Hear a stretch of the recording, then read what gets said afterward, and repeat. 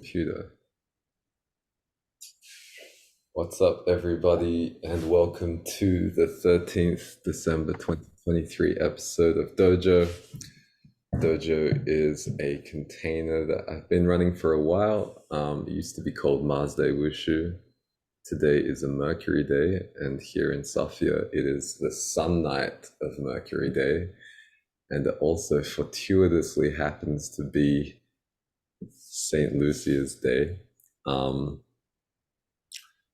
I read a little bit into the myth of Santa Lucia, but I feel like what's more resonant, what's more aligned, what's most coherent for me today is that, Lucia is like a name which has the etymons relating to light. And Maya and I kind of joked about maybe showing up with LED crown wreaths, but it didn't happen. I feel like our crowns are well amplified regardless of that. But I'm very happy to open the December series with this session. It's happening a little bit later in the month than most of these series have happened because I was traveling back and forth from Australia, getting into some very interesting turbulence on the way back in order to move to Bulgaria on a somewhat permanent basis. I just want to intro a little bit like the Dojo series just before we get started.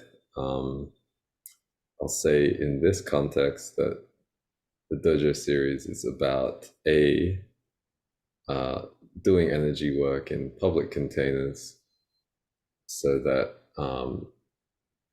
practitioners can refine the ways in which they deliver energy work with the feedback of those who are watching as well as those who are actively being worked upon. B, I would say that the offerings of this container tend to safely also end up being offered to other people who are watching and other people who watch the recording if we decide to make this recording public. And C, yeah, I guess I just like talking to the people that I tend to invite into this container. And I feel like the conversations we have can be ameliorative for people who are, taking part in the energy work, not taking part in the energy work, interested in energy work, not at all interested in energy work.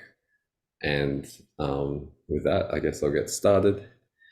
Thank you to Maya for agreeing to be the first guest in the December series of Dojo.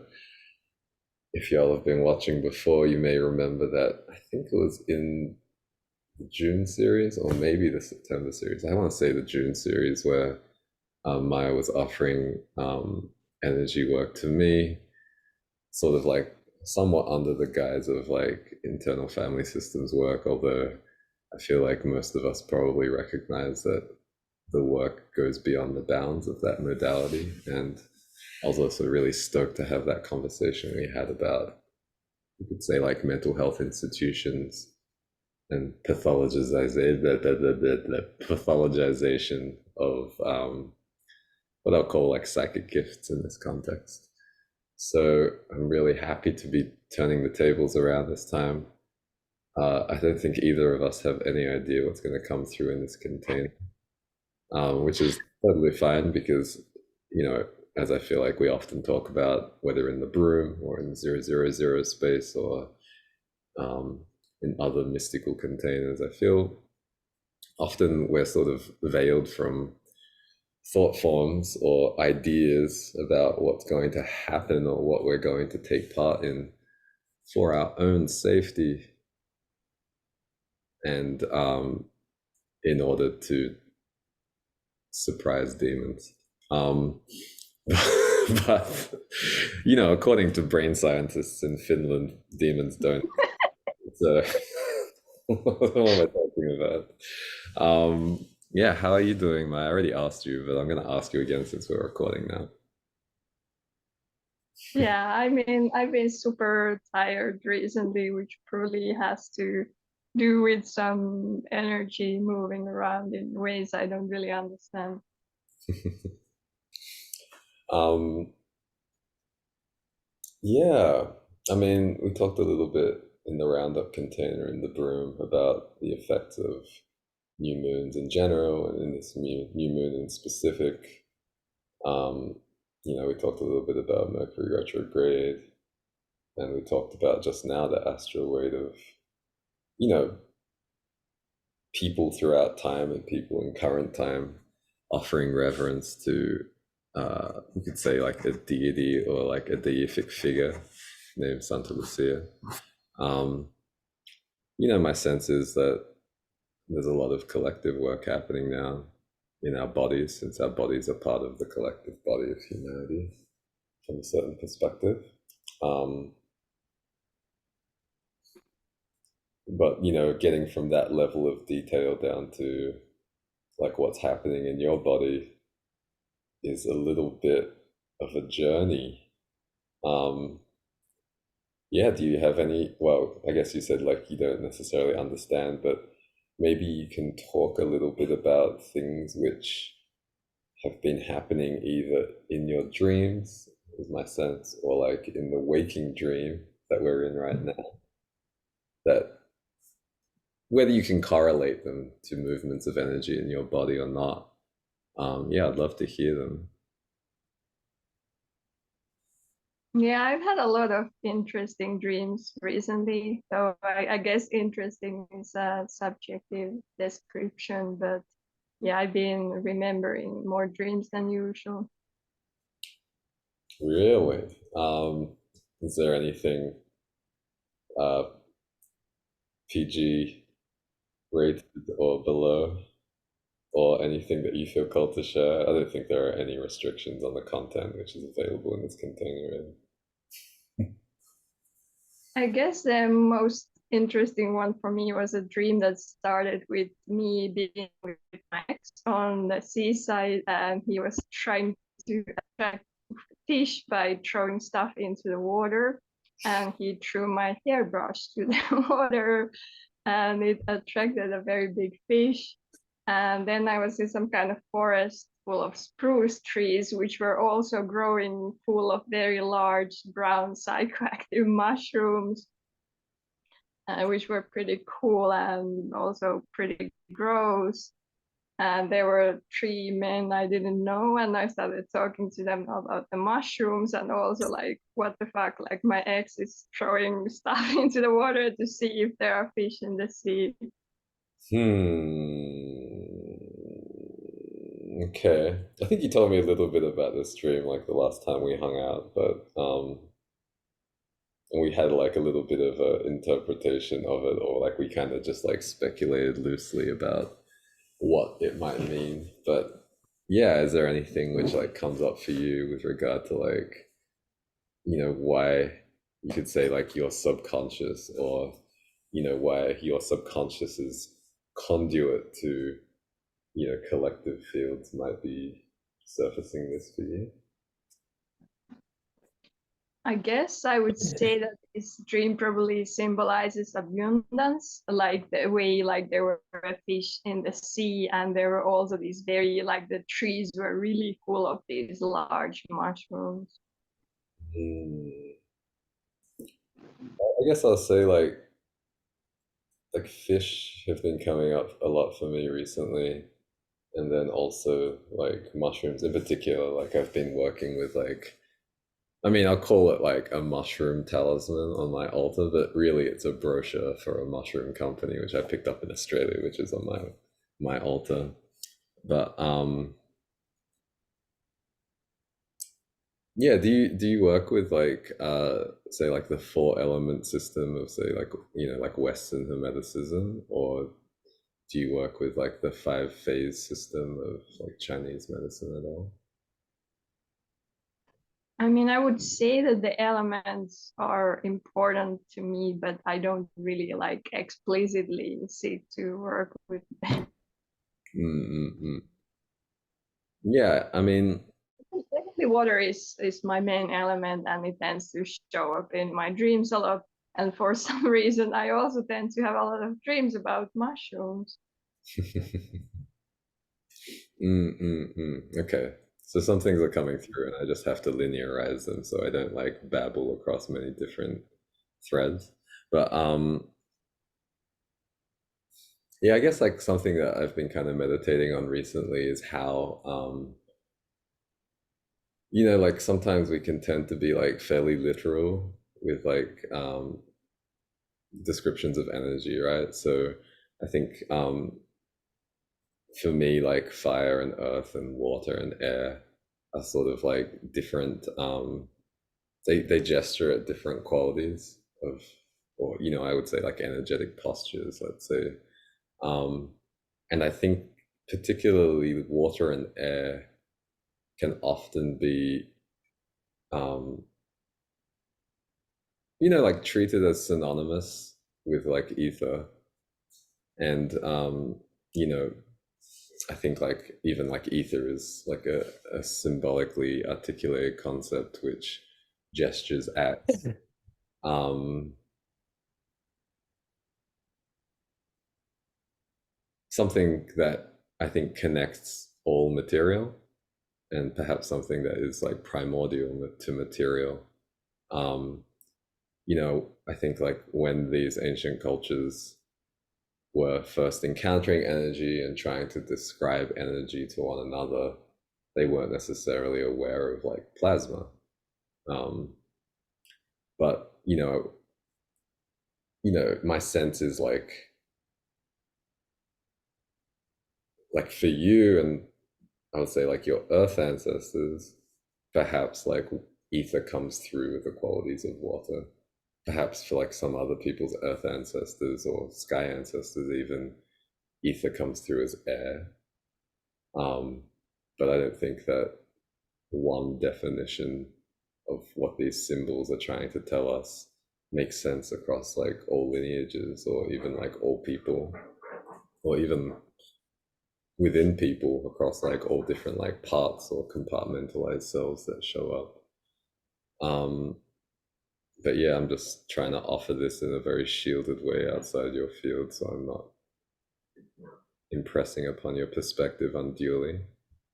Um, so, you know, if you were to accept my proposal that water signified like, let's say, like your access to like collective fields of intelligence, um, what would fish perhaps represent to you?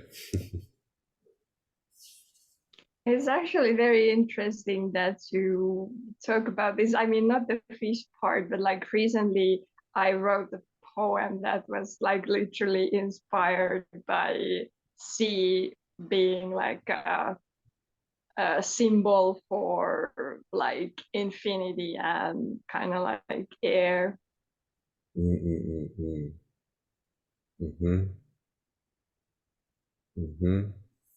I mean, something that kind of comes through for me is like if you're a fisherman and you want to like think about water or a body of water as like a field or something, then like fish would almost be like the fruit of the field, right? Like in Italian, they often call, like an appetizer that you get full of like fried fish and seafood, like frutti di mare. And that's kind of like what comes. Somebody in the chat really likes your vest. um, but you could perhaps accept or consider the notion that fish in your subconscious represent, let's say, like the fruit of your labor in collective fields, right?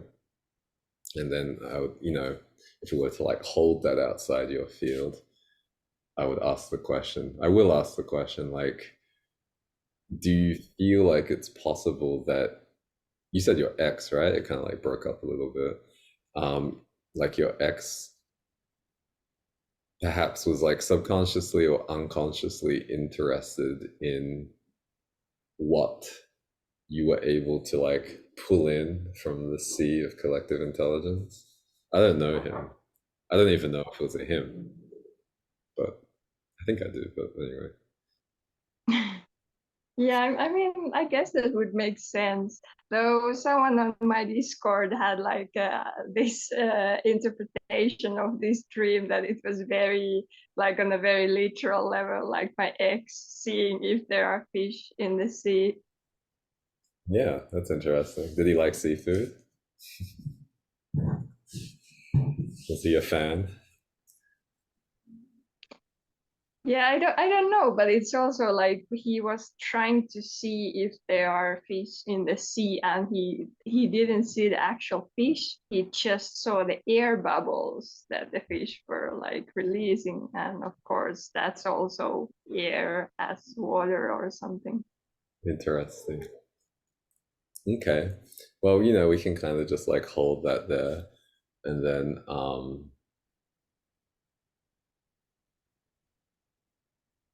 yeah, I guess I'm kind of curious, like how do you feel like your ex felt about like your hair? I mean, your hair is a pretty prominent feature of your like visual appearance, I would say. Um, I'd say like probably most people consider it a prominent feature of your visual appearance, right? I think my ex was fond of my hair, but he would not have approved of my current outfit. That's okay. He's not here, I don't think. Um, and I mean, I don't want to ask you to reveal too many of your beauty secrets, but I guess I'm kind of curious. Like, what does like having like red hair connote to you, or I guess to anybody in the container, spiritually,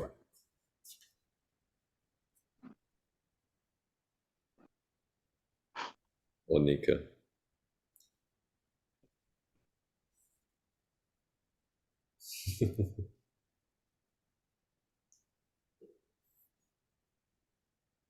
Yeah, I mean, I'm not sure what you're asking. Oh, okay. I mean, does red hair like connote anything to you spiritually?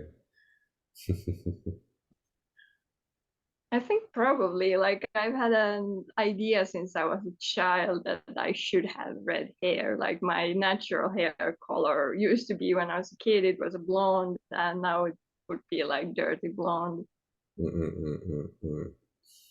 Yeah, I mean, Hoda's saying in the chat, like red hair to me signifies the fiery spirits or fae, fire spirits or fae. Anna's like agreeing.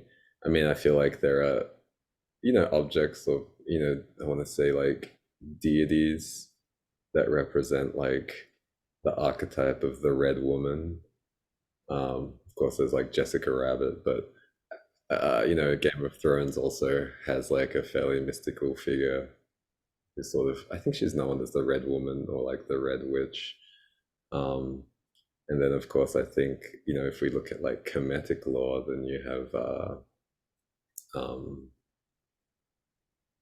I would say like Hathor represents like a red feminine figure. And I feel like all of these figures are sort of loosely associated with like psychic ability. Um, but also I would say like life-giving vitality. That's a little bit of a redundant thing to say, but vitality, right? So you could say, like where Hoda says like this fire spirits, um, yeah, I would say like represents to me sort of like the lower dantian, which is a progenitor of chi, which, if you look at the ideogram for chi, it's literally like the steam that comes off of hot rice, right? So hopefully like that kind of fills in a little bit of like the symbolic space that is represented to me by like red hair or like the red woman. Um, and then I guess like the last uh, piece of symbolic spiritual material I'll kind of like throw into the container is Inari, or the celestial fox, kitsune. like the foxes of Shinto worship, sort of represented here in the form of a ginger cat. Um, and yeah, I guess I'm curious if any of that feels like aligned or resonant for you. But it also says medicine woman lineages, absolutely. Yeah, I mean, I guess I've been aware for a long time that like red hair is kind of associated with being a witch, and Mm. yeah, it's not really what I'm going for, but I don't mind. What would you say you're going for? Is it just like, like you said that you received this kind of sense that you should have red hair when you're a child? Do you have any sense of why?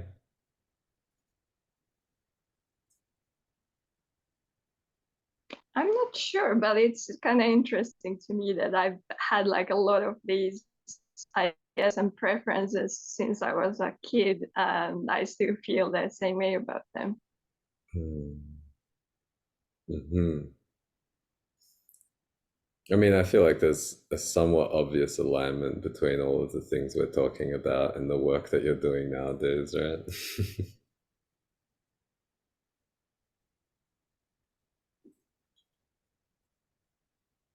So, yeah, I mean, I feel like, I guess I'll say again, like shielded, that my sense is that on like some subconscious level, you have some kind of sense that your ex was, let's say, I'll say attracted by what might have been coming um, through you due to your connection to the Akash. Um, and then, yeah, you can feel free to tell me if that feels misaligned, but that's like the sense I'm getting. Um,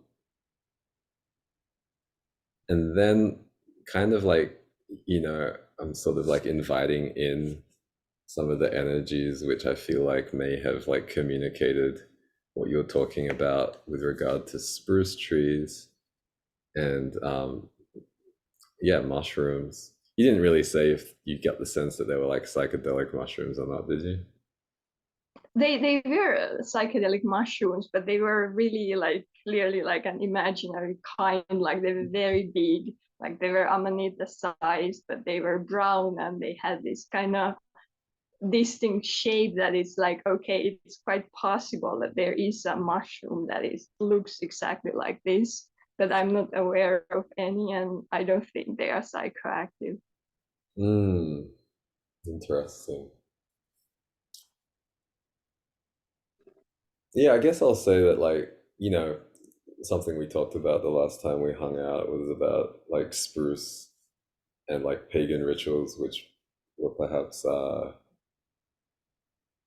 preeminent before they became a part of like the celebration of, I'll say like the birth of Jesus, but the birth of Jesus being celebrated on December 25th is really like a way that the Roman Catholic Church co-opted what they called pagan traditions, which already existed before, probably certainly before they associated that date with Jesus. I would say they used to associate that date with the rebirth of Dominus, which was their name for um, the god of the sun, which is why in many Latinic languages Sunday is called like Domingo or something of that nature, something related to the etymons of Dominus.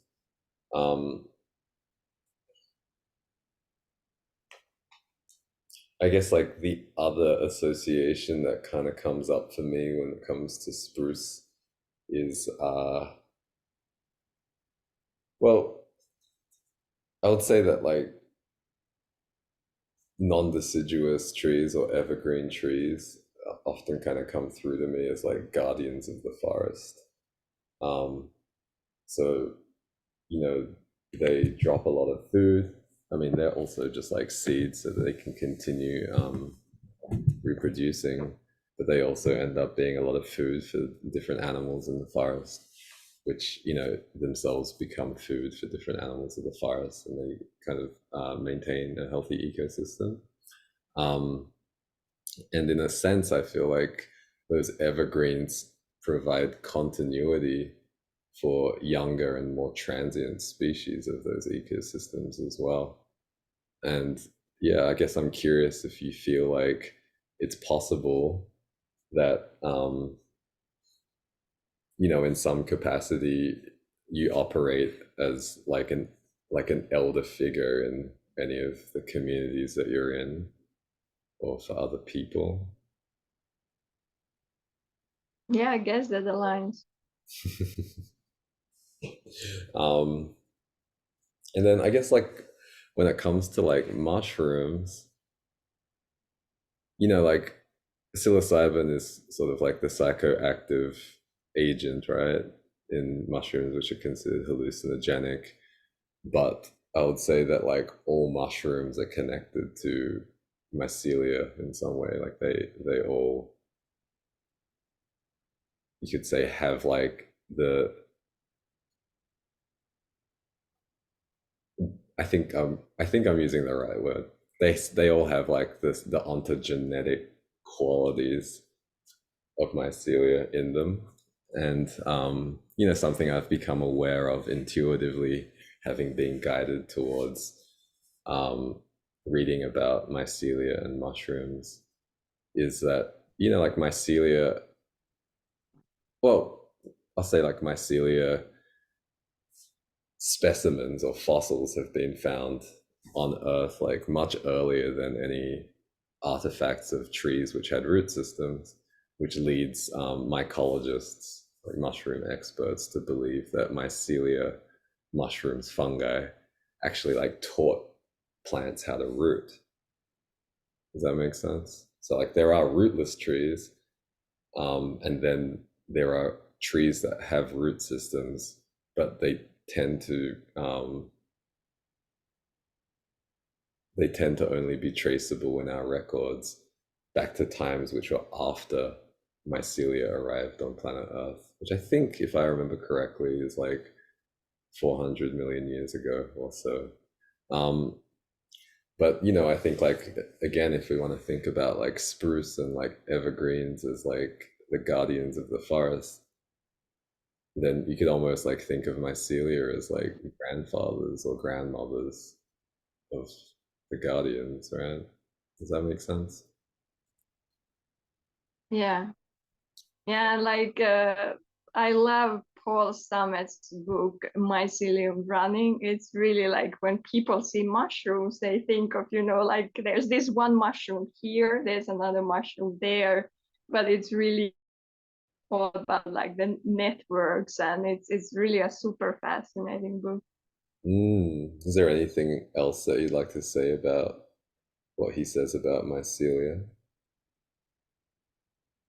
I mean it's really like obviously he's like that's his thing. He studies mushrooms, so obviously his thing would be to claim that they are like the founding stuff of everything. But it really like presents a fascinating argument that like mushrooms are what keeps everything together.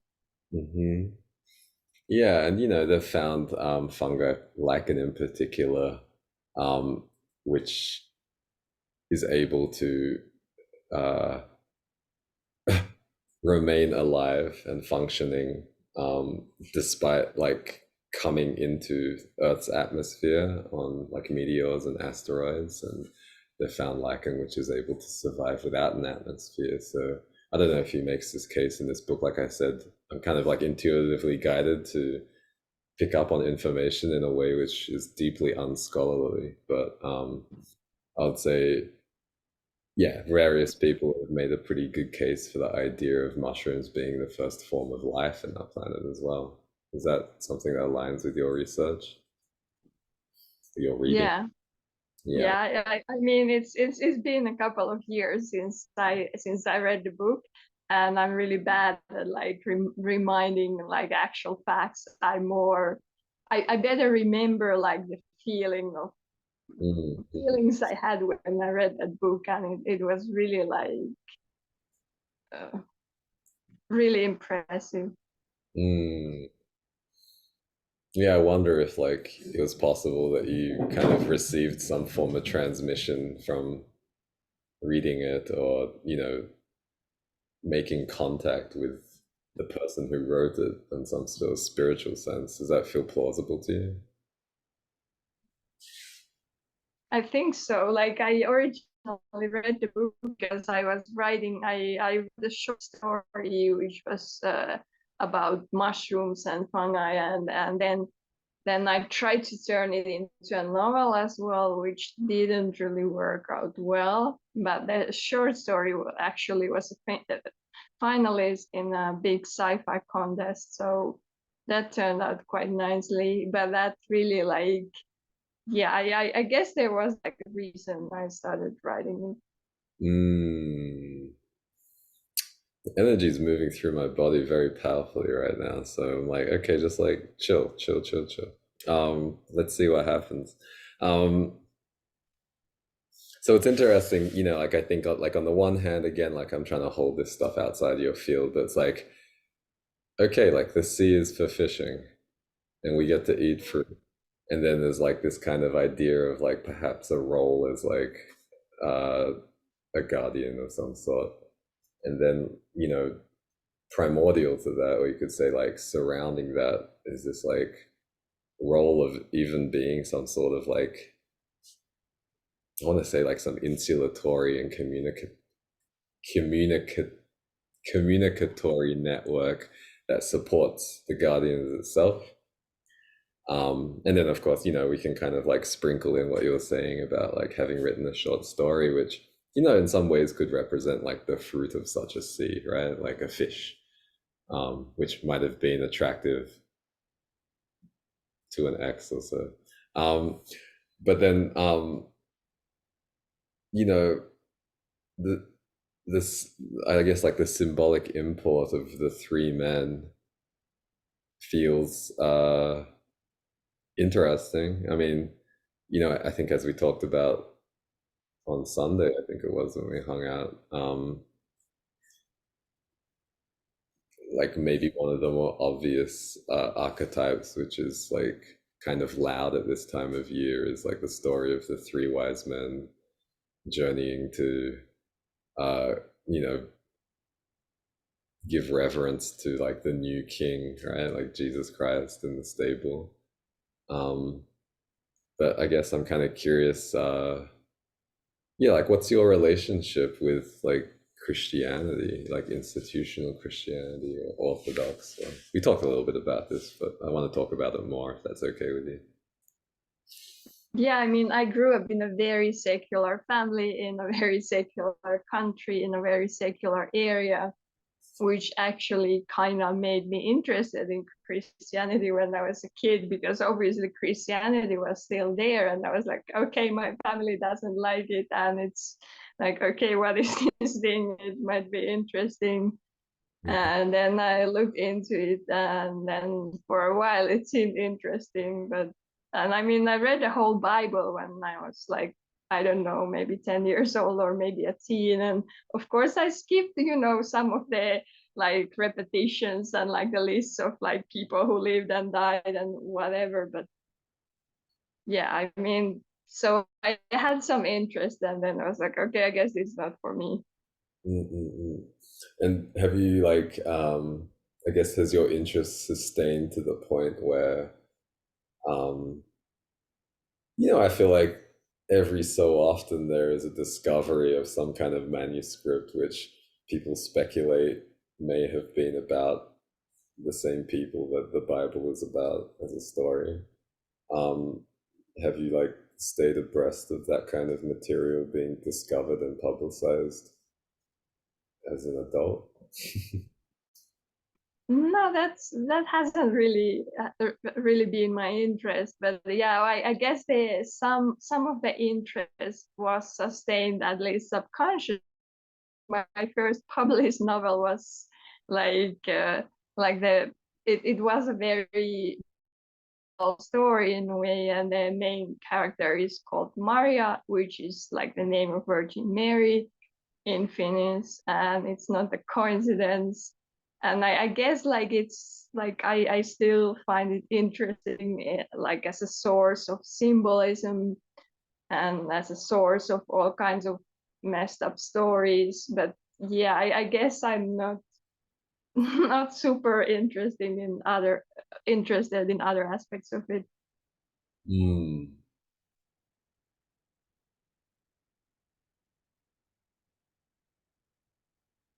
And I mean, like I was literally like Maya, my name. Of course, this is a name that exists in many different languages, and it can mean different things. Like in Sanskrit, it means something like illusion, but in Finnish, it's like a diminutive version of Maria or Virgin Mary. So it's kind of funny that my very, very atheist mother kind of named me after Virgin Mary. Mm-hmm. I see. Hmm. I feel like there's like little things which are kind of like nudging me, and it feels impossible for me to weave them together right now. So I'm like surrendering to divine providence. And then like maybe you can correct me if I'm wrong, but like the last time we did energy work together in the dojo, I think I just like transmitted something for a while, which related to like biblical stories and yeah, I want to say like remembering the ways that female characters show up in the Bible. I'm pretty sure that happened. It's a long time ago at this point, but it feels like there's a thread there. And I guess like what I'm kind of tuning into is the ways in which I guess I'll ask a question, which is like, do you feel like these stories, whether we, study them very closely or not, end up having a subconscious and or unconscious influence on how we perceive reality? Probably. um, and then yeah, I guess like if you were to like just place yourself on like the yes version of that, if when I think about probably, I kind of think of like yes and then like no, and then like maybe if I were to like introspect on the yeses and the nos, there's like more yeses than nos, right? So like if we just like do some like timeline work and we like kind of like part the braid, so to speak, and we just focus on the yes timelines. So like yes, we are subconsciously and or unconsciously influenced by these stories, whether or not we study them closely or even have the ability to remember what happens in these stories. Um, yeah, I guess I'd ask you like how much of that influence, if the answer is yes, do you feel like happens due to our connection to collective fields of intelligence versus what has shown up in our experience, whether we remember it or not?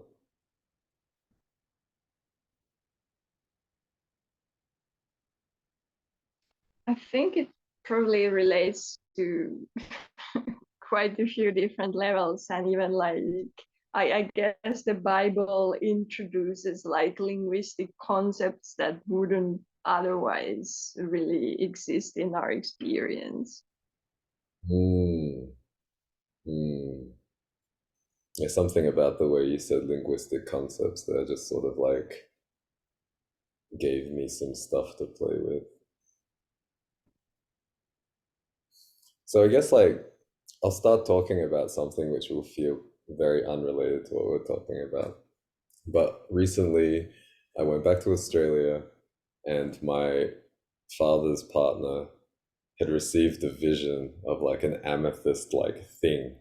And like as she just started to describe this thing, I asked her if it was a geode, right? Like these kind of like cave like things which have amethyst on the inside and they're kind of like black on the outside typically. And she said yes. And then she was like, okay, I kind of got the sense that I should ask you to construct an ancestral altar for your father and I. And I was like, that sounds great. I can't believe my family of origin is like so open to my woo-woo shit. Um, but like I started to like get this stuff about where the altars should be placed and what should be on the altars and all this kind of stuff. And then I started to write a document for them, which was like justifying like the recommendations I was making. And in the construction of this document, I felt led to read about um, mitosis and meiosis, I believe is what it's called, like the way that cells become either sex cells or body cells. Sex cells are like sperm and ovum for humans, right? Um, and then, yeah, like how the different genetic material that we all have from our fathers and mothers becomes part of like our sex cells, which then become part of the reproductive process and then inform what genetic material our children will have. Children and not just like all of the sex cells we produce because, only some of our sex cells end up successfully germinating. Germinating? I'm not sure if that's the right word, but we're talking about plants and humans synonymously here, which is probably going to upset a lot of people. Well, I'm talking about it. Anyway, like eventually I was sort of like kind of intuitively like going down this rabbit hole on the internet about genetics and um, I guess like the gnosis I had at that point was that like what we end up as our genetic material. Like, like there's a lot of like science out there about how certain genetic code ends up manifesting as traits in our like development as like, bodies. And, like recently, like they've pretty much like found out that like everything that we tend to be taught in high school or even like, university, like higher education is kind of like bullshit. Um, I think like what people are sort of arriving at nowadays is that like our genetic code ends up sort of like forming what I feel like I was led to call almost like ancestral sales. Um, and then, if we go back to like what we were talking about as like air or water or as like ether, you could say that like as we encounter different forms of beingness, like in the waking dream, we mostly encounter like what we call like life forms. Some people recognize that we encounter thought forms, but I'd say like most people just have thoughts and they're like, I'm thinking. But I would also call these like different movements or dynamics of like wind, right? And then based on like our genetic material, I would say that like we tend to catch this wind in different ways. And of course, like at some point, like a 3D model of space, or you could say a 4D model of space and time starts to fail. But what I'm trying to connect between this like, this sort of monologue and what we were talking about before with regard to your dream and particularly like the three wise men and stories that come from um like what is somewhat controversially called like the New Testament and the Old Testament is that I feel like there's a sense in which like your ancestral sales or like your genetic material and then of course like the epigenetic markings on your genetic material allow you to like catch these like particular wins in particular ways which lead to things showing up in your experience. And then like I want to try and connect like, okay, how smoothly are you sailing? Like where is your boat? Which way is it pointed? Could all be seen as like traits of the experience that you have in your waking life and also in your dreaming or your sleeping life, right? And I guess like my sense is that like aspects of what you've related to me about your dream point to, this is going to be a bit of a leap, but I'll say like recovering ancestral memory, not just of like the people who are like your fathers and your mothers and like their fathers and mothers, but people who share those ancestral sales, so that these stories can go wherever stories go that like subconsciously influence how people perceive reality and make decisions, whether or not they actually know what happens in these stories. Is that making sense? It's a little bit of a. I can try and make it simpler, I swear. I'm sorry, I don't mean to be like this. I wish I Yeah, I was. mean, somehow I feel pretty connected to your use of the word sales. I mean, like I'm a writer and a poet and blah blah, and sometimes words just really like catch me, like, oh, I really like this word in this context, and the word sales made me go like, okay, this is like a good word.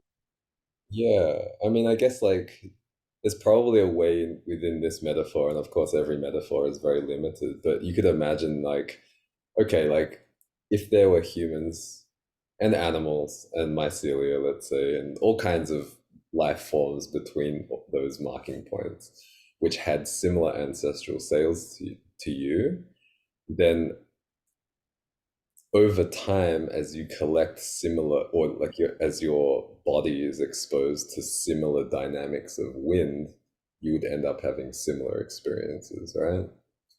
And I feel like this is more possible in like dream realms because there's just more wind there. There's more,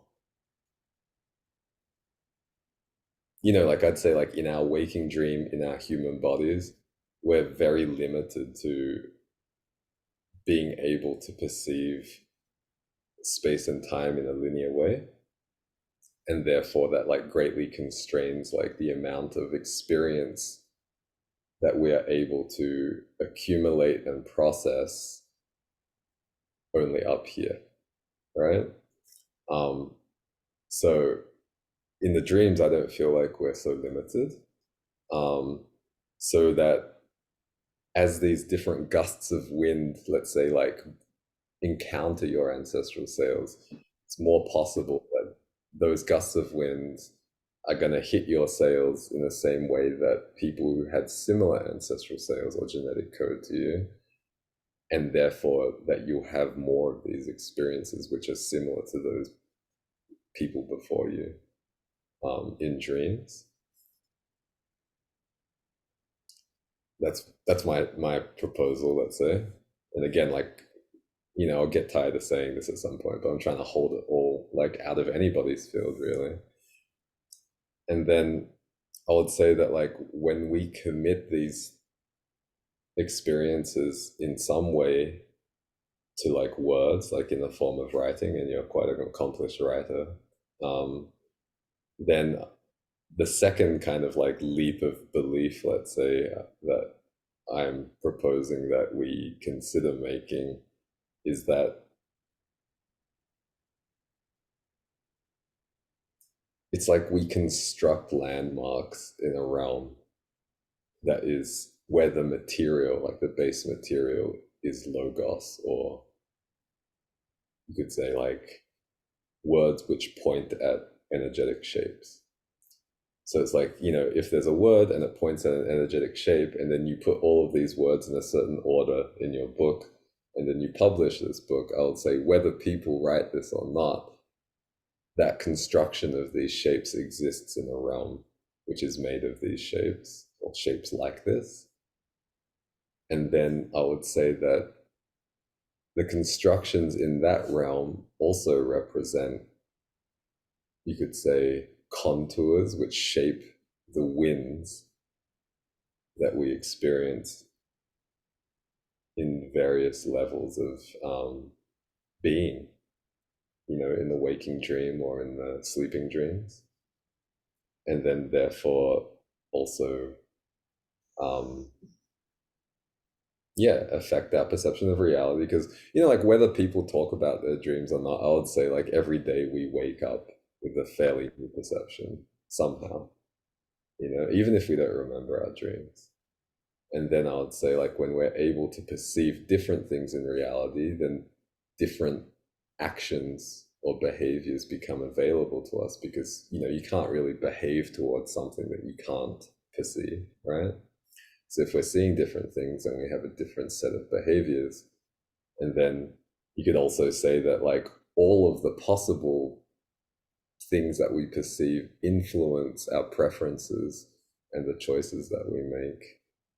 So basically, like, I feel like what I'm saying is like, you are, my sense is that, like, your genetic code predisposes you to being able to shape collective perception of reality and behavior in ways that extend beyond material interactions. And I'm curious how that feels for you, or for anybody in the chat who wants to tell me I've been a bad energy worker. I definitely relate to that description.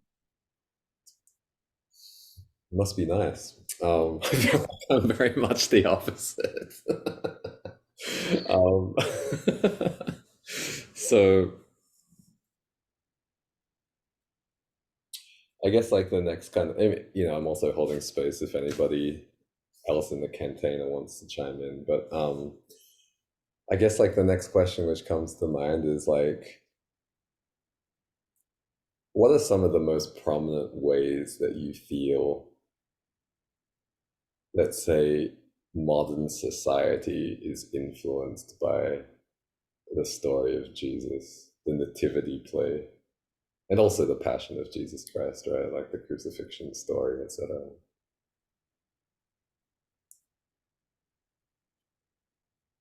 Yeah, I mean it creates a lot of like I feel like a lot of concepts like redemption and stuff like that, how we perceive them are very largely related to the Bible. Redemption. How does redemption sit next to like salvation for you?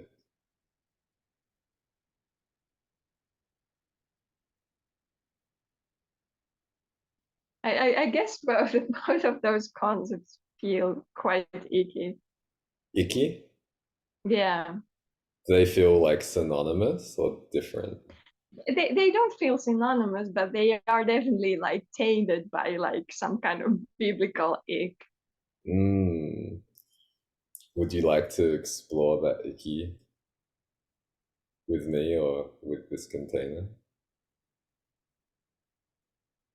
Like there's the way I see the Bible is that like yeah like when it talks about Jesus like yeah okay this is like a good guy, but then when it comes to like the whole dramatic arc and the whole like this guy dies because you were bad, and then it's like hey I don't like this story anymore, this is really messed up, you know.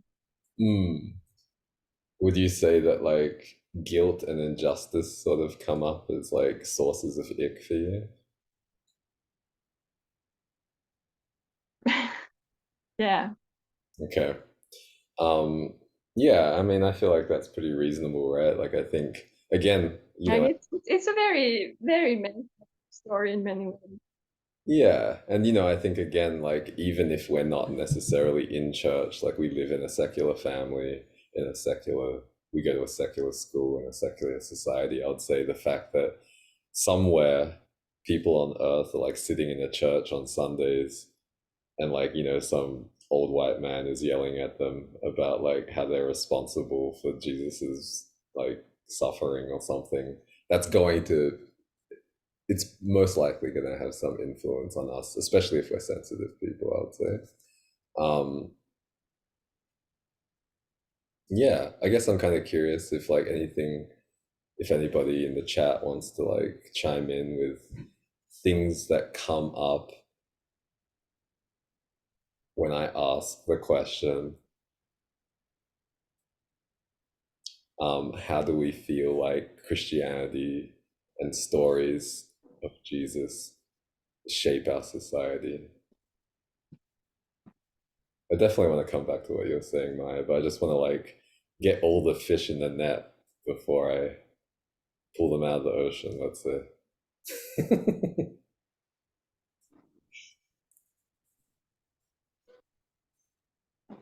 Hoda just said that there was a kingfish on the truck next to her, which is funny. So we're just talking about fishing. I already broke my fast today, but I could definitely eat some fish right now.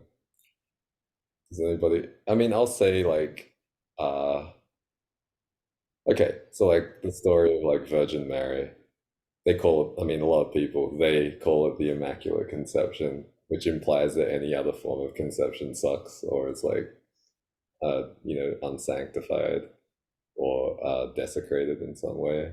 I think that's huge, right? And I think like people in Christian communities and outside of Christian communities and um, yeah, people communities uh, which are also like Abrahamic in root, and then yeah, people in communities which have no sort of doctrine at all tend to, I'll say, demonize colloquially uh, the act of sexual intercourse for non-conceptive um, purposes like pleasure or tantric healing or anything like that.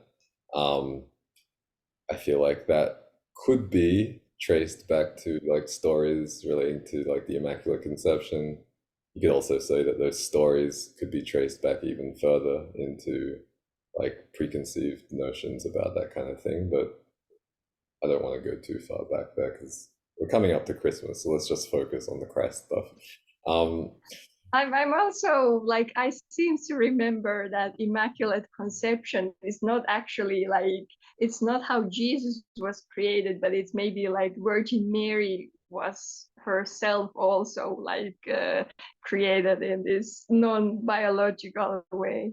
yeah, that rings a bell for me too. Yeah, so it's like only the immaculately conceived woman can immaculately conceive. It's like once you fuck it up, it's not just you, it's like everybody else as well.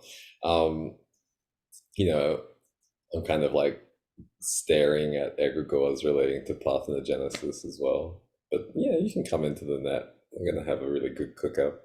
Um, and then what else comes up for me?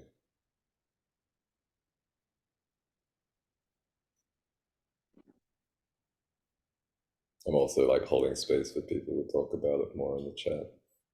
Um, really building up an appetite for exercising these demons, I have to tell you.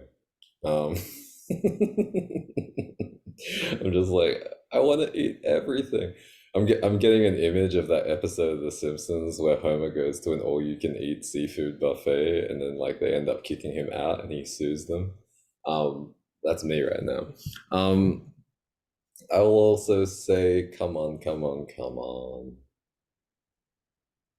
Yeah, I mean, I think the other thing that I want to name, and I won't talk about all the things which are in the net, are just sort of like the valorization of a life of poverty. I think like most of the stories I've read about Jesus speak of him as you know, like a manual laborer. Like the imagery is like pretty bleak in terms of like his material abundance. And yeah, I guess like hand in hand with this,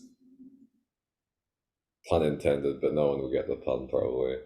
Like this idea of just like giving without expectation of receiving, just like giving and giving and giving, sacrificing everything to save all humans is like the only way that you can be as good as Jesus. And Jesus is so good that like if you accept him, you're saved.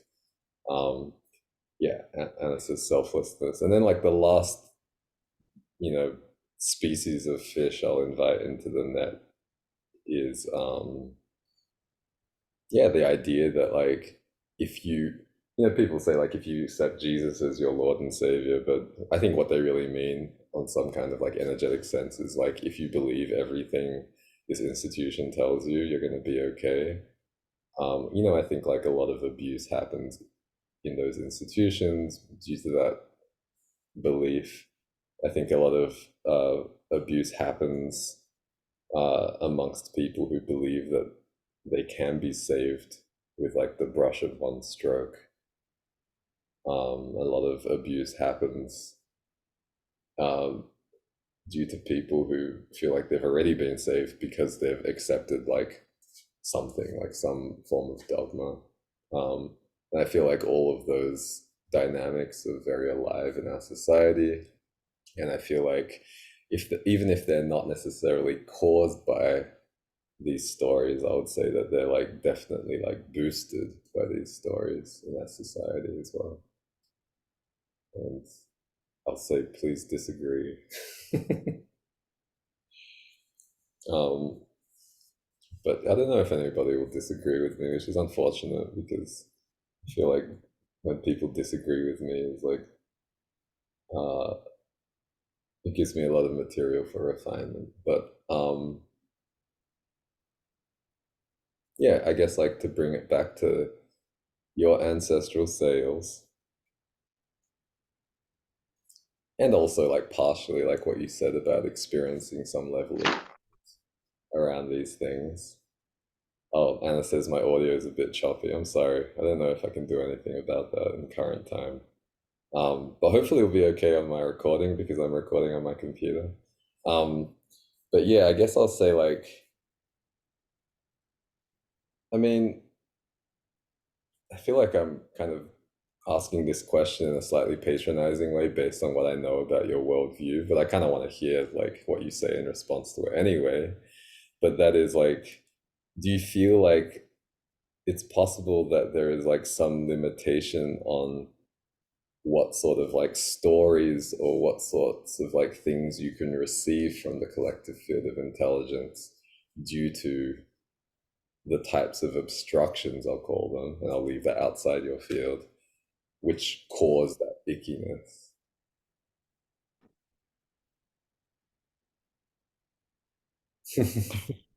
I guess the way you formulate this is just It's a bit leading. like the way you say is like is are there are limitations, and that makes some of my parts go like no no no, there are no limitations. No limitations. I mean, wouldn't you like to be I like, mean, I'm not saying that's like my actual answer, but it's funny how this way of asking the question feels very charged for me. I know, I'm sorry. This is just like the way that I operate. Like, I feel like I've told you this before. Like, I'm kind of like guided to like move. I'm guided to set the context in ways that allow us to experience charges without being dysregulated. So it's like we're always kind of like on the periphery of like discomfort, but hopefully comfortable enough that you can like name the discomfort, right? Like I think it's very skillful to say like, oh, like there's parts of me that come up which are like, no limitations, no. um, but my sense is like yes, and like I feel like whenever parts come up like that, it tends to suggest that like there's some sort of burden which can be released.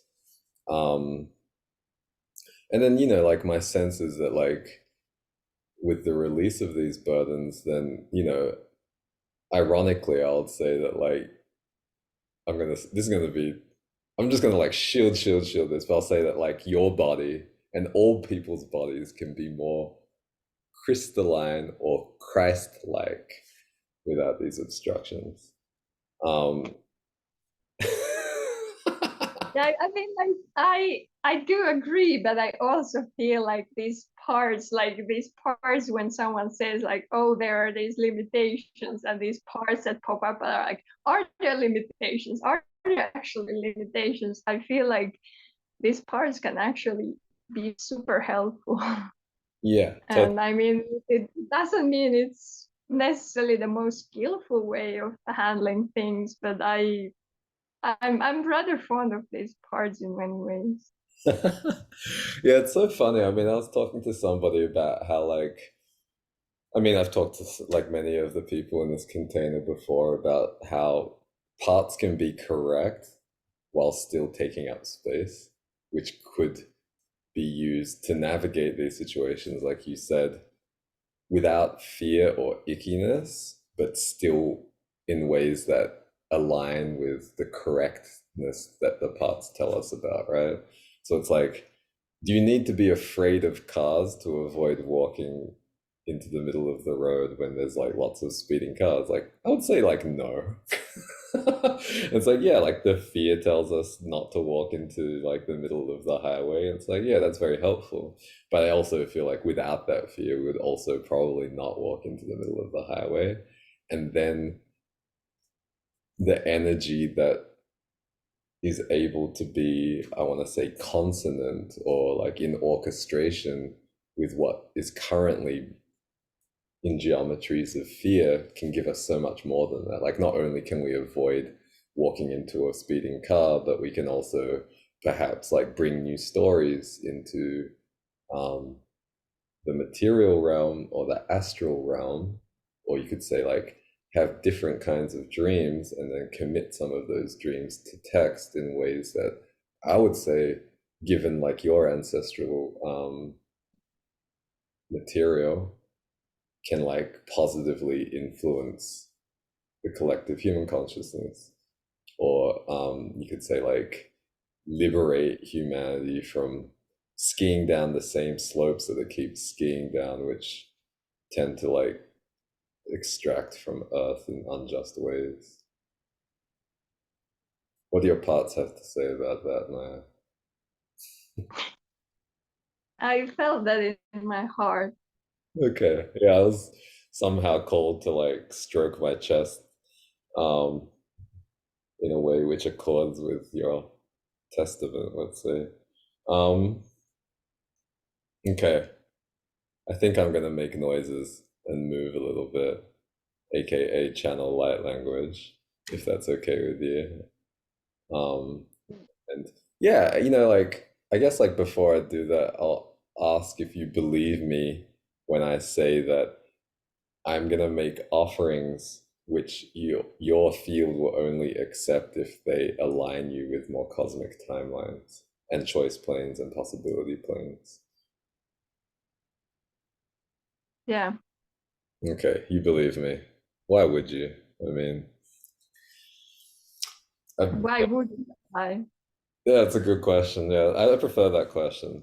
Oh, it's harder to answer. Um, Well, okay, I'll say I only allow what is for the cosmic time of each and every being and the collective beingness of Shekinah, including the collective beingness of this container in current time and outside of time. And I'm going to bring forth a light language transmission on the topic of,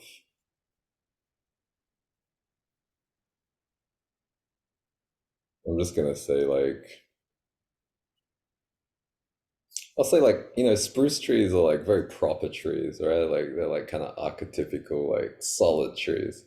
But like what I'm kind of seeing is like, like I know that you used to write about computers as well as like, award-winning science fiction and poetry, but like, like there used to be this like screensaver in Windows where all these pipes were going crazy and like crazy colors. Like you imagine like spruce with the solidity and the guardianship and the elderly qualities of spruce, but then like also kind of like psychedelic and like radical and stuff.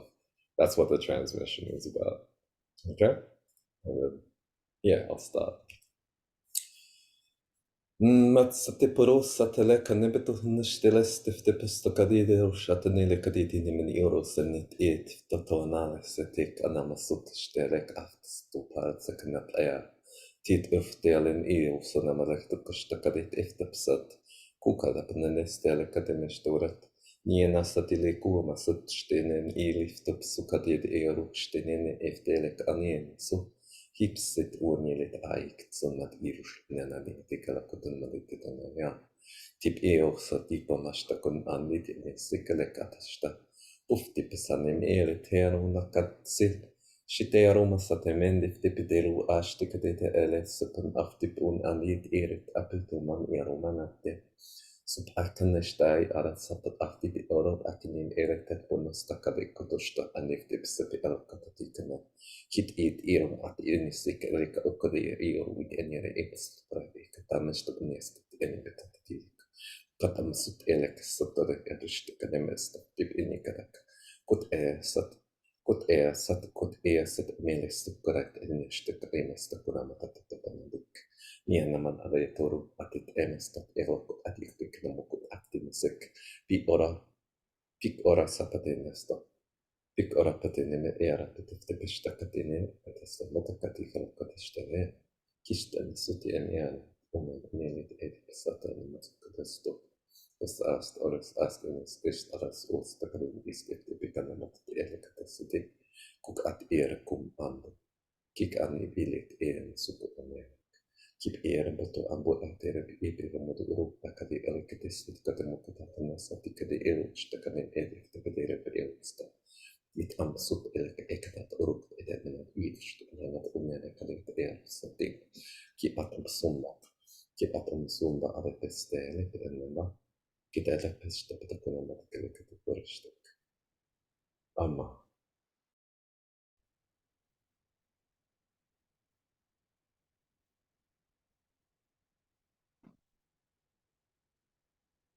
Ama sa inimes eo sondish eles epistot setekan akord.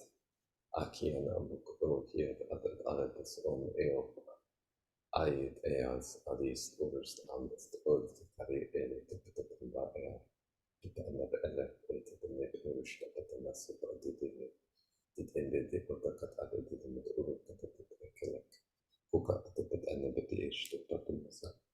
Pat ebele putumbo okta tibet ebetumis te ebestu kodotlik ekanamasuk te ebes te eneme ir. Shia. Shia. Shia.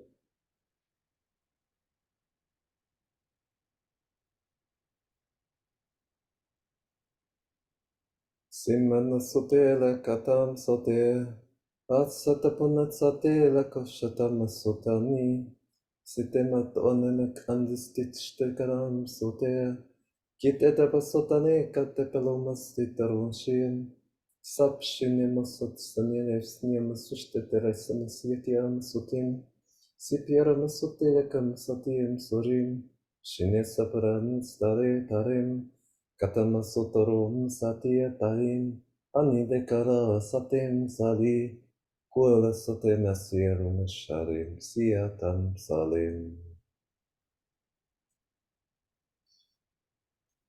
Timastutan ishtelesta puro satakai amsalietoro, shiamasotero munsai, kamsaim sota, kaim soti sotam.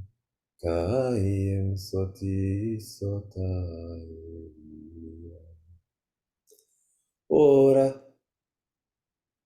Ora sare sapshodoron sa. Sia.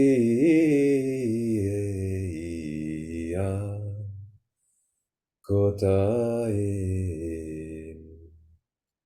Kotaim. Kotai.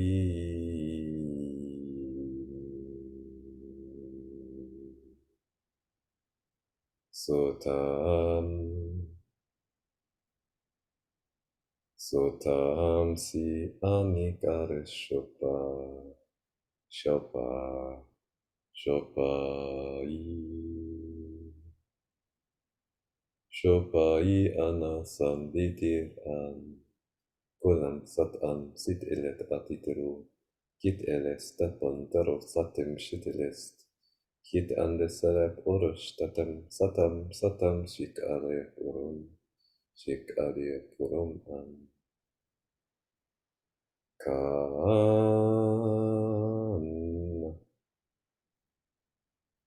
Kan.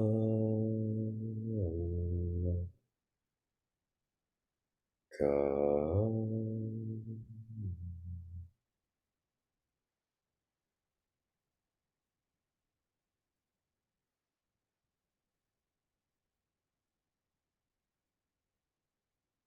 Ka si anis te pone elenis, kat ete purusa kisteen. Niin sotilete pistadi te leka niona elen. Fuona savandite eosta nienik. Ili kantu unubsitite ni eosodistan inik liet uri. Kat ani kat ani I irusupt et elepte pasapatakat ini terusta katen elete puhansa ti eraptakat ini efte pistukat elekat sunatakas. Sapane kuakatai.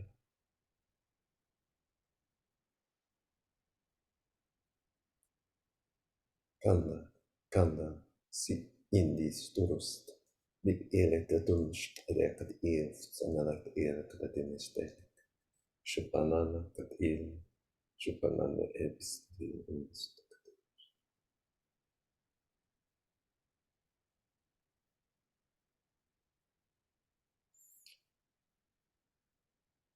Ni satamasalekat sarupsinik atilit stiret ins ni alet stort alek inst umsuft umsuft edikatam stit from at in umsatut otakat in elet patali istakata elekata must edit sumbatishtakata sip edit sip anik alikata umstakata katikele supaletata Mia tu vormas tokai shtinta. Teleste patinin eonas tutashti. Piev supatit ide per perushtet emest. Sapa alita kama suta emest kevist. Ma amba sut etkate erus at inch.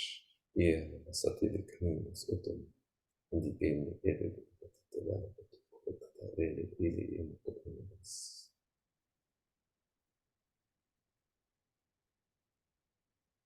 Mas Mas eros anis te decalobuk alec te dimit undid nia nutoro te recale umbodos te cale et il nuso tiste. Bi astirum elec enem id iasu. Bi anda istutar shura sapane enem andi. Tit pat alokat andir puts. Shit basandabalek. Timbit tapapambalek. Kit elesut at ona. Si anamasut ik anis urusat erek en it eresut adi amasut.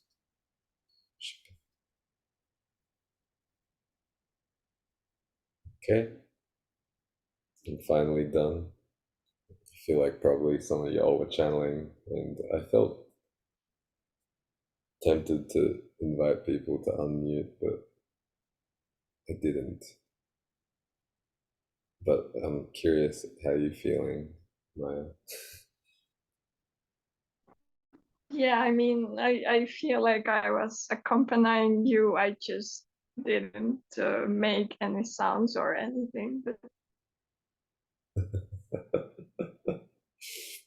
Are you afraid people think you're weird? I mean, I just didn't feel called to make any sounds. Okay, that's cool. I mean, I feel like the transmission happened. Um, I guess like did anything kind of come through for you like as that was all happening?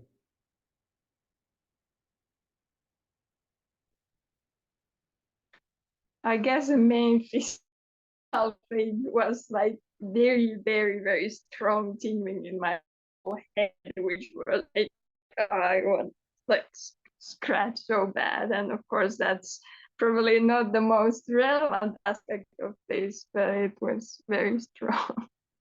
I mean, makes sense for Santa Lucia's Day, right? Like the whole idea is like people are supposed to wear like lights around their heads and stuff. So I feel like I might go log this in my ledger of predictions as something which I thought was gonna happen, which actually happened. How about like, well, I guess I'll say that like I think there's like a lot of magic in those mushrooms, even if they seem a little bit unsightly. Um, and I feel like perhaps over the next like 3 to 4 more weeks, um, yeah, like maybe, yeah, maybe like the content of like your um immaterial experience may experience like release like between now and like 3 to 4 weeks. I would say like those like codes will be integrated from my perspective.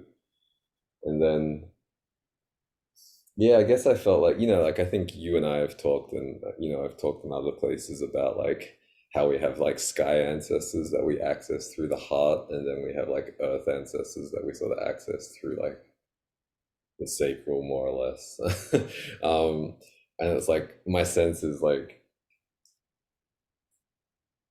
yeah, it's almost like if your earth ancestry is like a ship again, then what was being released is like constraints upon like which sky ancestors are allowed to ride in the ship, right? So if it's like a roller coaster and it's like, okay, well, you have to be above this height to get on the roller coaster, then like maybe you could say that like some things which were released in the earth ancestry would make it so the ride is safer. So like more sky ancestors can um hop aboard the ancestral ship, and then I would say, yeah, like populate the astral realm, or like the realms of logos and um super logos, I guess is what's coming to mind. um so that that realm can be like more psychedelic, and I'll say like erotic. um and I don't mean erotic in the sense of like red light district of Amsterdam. I mean like erotic in the sense of like liberation of pleasure. Um, and then, yeah, I feel like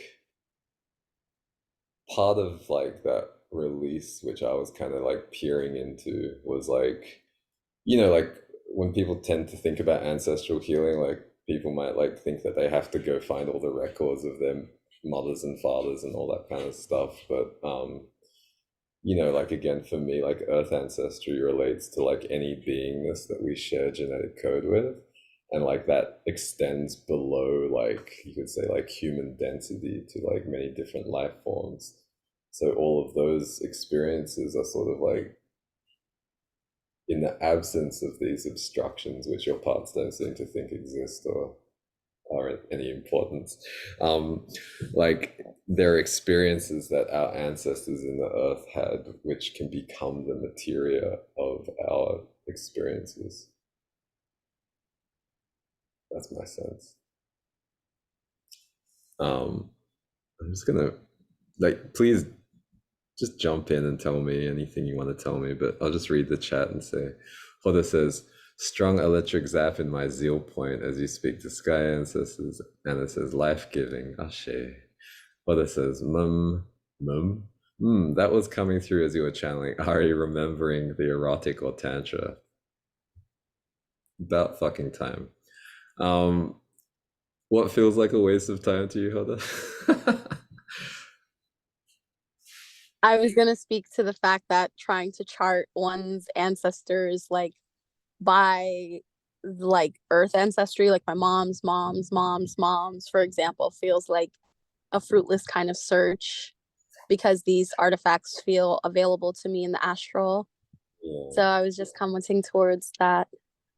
Yeah, yeah. I think like that's part of like what I was trying to say as well. Is like, you have access to much vaster symbolic troves than I do. So I think you said it better. It's like, yeah, I think like being released to experience our ancestors' experience through our ancestral Akash, and not just through like extant material records of their experiences, which usually pretty faulty anyway, right? I think is like something that's being offered as well to the container.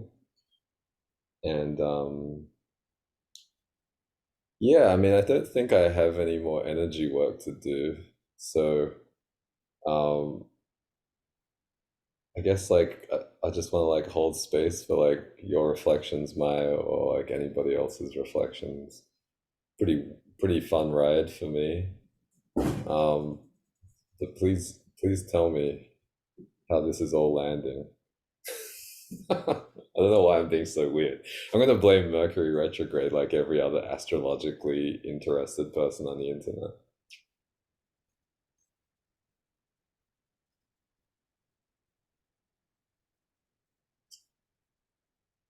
Yeah, I mean, this has been a very interesting discussion, and which feels like a very boring thing to say, I guess. I mean, I think it's Yeah, very I'm generous. not really sure what else to say. I think it's really generous to call it a discussion because I definitely talked more than I tend to be comfortable with doing. But I don't know, man. I'm sorry. I appreciate you receiving whatever I had to say. Um, you know, we channeled some stuff about Eros and Tantra, and we're all still very normal, well-behaved people, so that's nice. Um, does anybody else have anything to say before I guess I close the container and end the recording?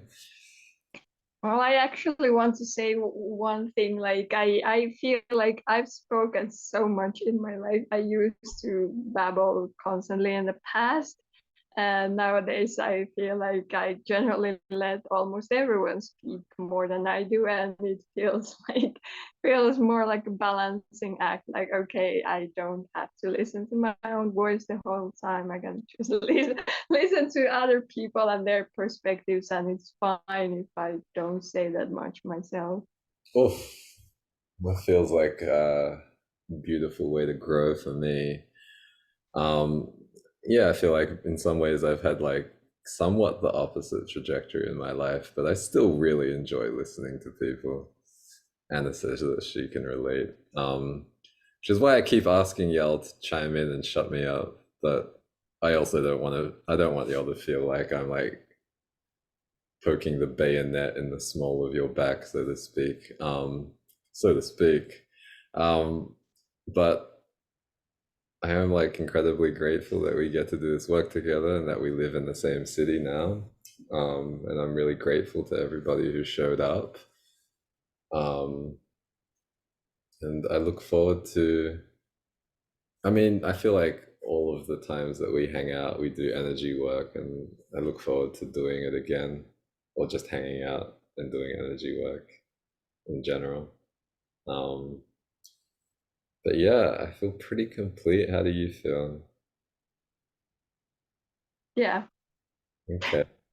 Um, I'll say like everybody everybody who I see seeing your outfits always loves your outfits. So you're doing something very well with your adornment and whether it's as like a psychedelic spruce or as just like a regular human, I look forward to more people dressing more like you, especially in South, which tends to be quite dour, and then recently has been heavily Barbie influenced and is about to become more and more Christmas influence, which, one of the things that was coming through when I was transmitting is just like how fucking boring the world is around this time of year.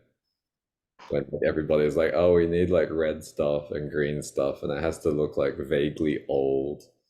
Um, and like same plants, same bulbs, same lights, same music. It's just so unimaginative and so uncreative, and I want to give as much a share as I can spare to a more colorful and more fairy-like existence, whether it's the holiday season or outside of the holiday season. I recognize you are kind of wearing red and green, but it doesn't seem boring to me. Yeah, and I mean, like this shirt or sweatshirt or whatever, it has a sunflower, and I have a picture of myself wearing this when I was 14, Oh, so 25 years ago, which feels pretty cool. yeah, it's beautiful, and I imagine it's very grounding. And yeah, I'd be very curious to, yeah, like if you want to like update us on like how your heart's feeling over the next like couple of days, because I feel like there's a lot of stuff coming through with relation to that. So Who fucking knows, man? I don't know what I'm doing. This is all crazy to me, but I'm very glad to be doing it with y'all. And I'm gonna end the recording. Thanks again for coming. It's been a very long day for me. I feel like in some ways I'm ending the container rather abruptly, but I don't want to take away from the reverence I have and the gratitude I have to all of you for showing up. But I will see you very soon. Happy Santa Lucia's Day, and fuck the haters. Peace, y'all. Peace, peace, peace, peace.